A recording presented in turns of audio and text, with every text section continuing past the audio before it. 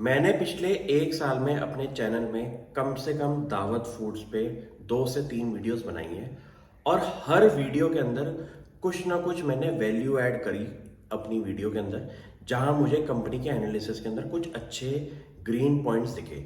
Green points का मतलब ये है कि मैनेजमेंट जो बात कर रही है और उसके जो आउटकम्स आ रहे हैं वो कंपनी के फाइनेंशियल्स में भी दिखना चाहिए। क्योंकि ऐसा भी हो सकता है कि कुछ कंपनीज बड़ी बड़ी बातें करें कि हम अपनी ज्योग्राफी एक्सपैंड करेंगे, मिडल ईस्ट में जाएंगे, यूएसए में जाएंगे, और उसका एक्चुअल रिजल्ट्स में कहीं आसपास भी नंबर्स नहीं होते। इस केस के अंदर दावत फूड्स का प्राइस जो है अराउंड पिछले 6 महीने में जो 50% की ग्रोथ दिखाई है शेयर के अंदर, उसका एक कोर रीजन ये है कि हमारी मैनेजमेंट कमेंट्री जो पिछले 1-2 साल की आप ट्रैक करेंगे, वहां पे उन्होंने क्लियरली अपनी पॉइंट्स जो हैं वो लिस्ट डाउन करें। उन्होंने अपना ये बताया कि अगर हम फंड उठा रहे हैं सऊदी अरेबिया के इन्वेस्टमेंट फंड से, तो उसका रीजन रैशनल क्या है, उसका पर शेयर प्राइस क्या होगा, जो कि एक अच्छे लेवल पे उन्होंने अपना फंड रेस किया था। और मुझे लगा था कि अगर कोई फंड इन्वेस्टर इस कंपनी के अंदर इन्वेस्टमेंट कर रहा है और इतने अच्छे लेवल पे उसके अंदर शेयर परचेज कर रहा है, तो उसको इस कंपनी में दम दिखाई दे रहा होगा।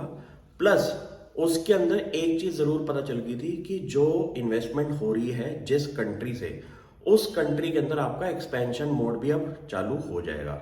तो ये चीज पक्का पता चल गई कि फंड रेजिंग भी हुई है, फंड रेजिंग का प्राइस भी सही था, और उससे एक्सपेंशन मार्केट भी खुल जाएगी।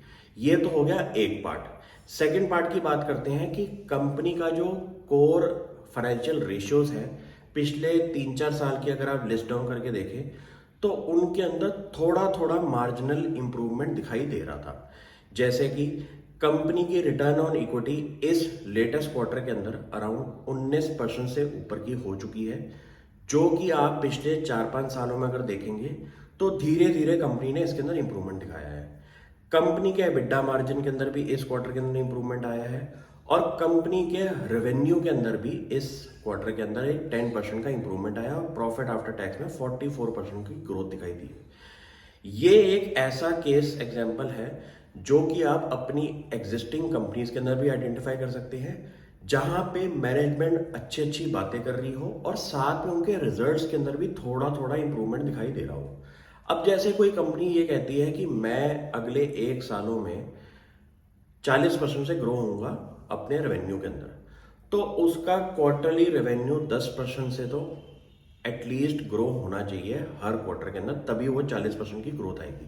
अब एकदम ऐसा नहीं होगा कि 3 क्वार्टर के अंदर 3-4% की ग्रोथ आई और सीधा चौथे क्वार्टर के अंदर बहुत बड़ी ग्रोथ आ जाएगी। ऐसा नहीं होना चाहिए किसी भी बिजनेस के अंदर।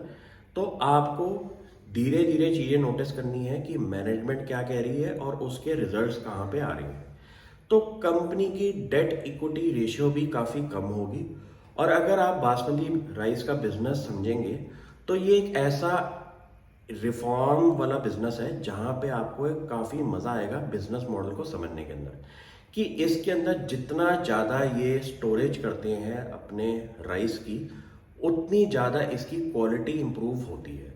तो इनको अपनी इन्वेंट्री जो है वो अच्छे खासे लेवल पे रखनी होती है, जिसके लिए ये लोग डेट रेस करते हैं। तो कंपनी की इस क्वार्टर के अंदर डेट टू इक्विटी भी कम हुई है, क्योंकि इनका इक्विटी बेस बहुत तेजी से बढ़ रहा है बिकॉज ऑफ प्रॉफिटेबिलिटी और बिकॉज ऑफ फंड रेस। तो मुझे ये कंपनी एक सेंसेशनल बिजनेस इसलिए लगता है कि एक तो ये बासमती राइस के अंदर भी ट्रेड करते हैं, जो कि इंडिया का आप कह सकते हैं कि बहुत बढ़िया प्रोडक्ट है, जिसकी वर्ल्ड के अंदर बहुत ज़्यादा आपको कह सकते हैं तारीफ मिलती है। तो इस बिजनेस को मैंने बहुत टाइम से स्टडी किया, और मेरे को पता है कि मैंने ये स्टॉक प्राइस 60 रुपए के लेवल पे भी देखा हुआ है, जहां पे कंपनी की मैनेजमेंट ने इतनी बड़ी बड़ी बातें करी थी। और हर क्वार्टर को मैंने इसके अंदर स्टडी किया कि कुछ ना कुछ इंप्रूवमेंट पॉइंट्स तो दिखने चाहिए। अब कंपनी का एक कैश काउ बिजनेस जो है वो है हमारा राइस बिजनेस। उस राइस बिजनेस से उन्होंने अपनी कैश काउ जो बन रही है, उससे उन्होंने डिफरेंट डिफरेंट वर्टिकल्स के अंदर भी एंट्री ली है, जो कि आप कह सकते हैं कि लेटेस्ट ट्रेंड चल रहा है आज की डेट में ऑर्गेनिक फूड्स का। तो वहाँ पे भी कंपनी ने अपनी इन्वेस्टमेंट शुरू कर दी है।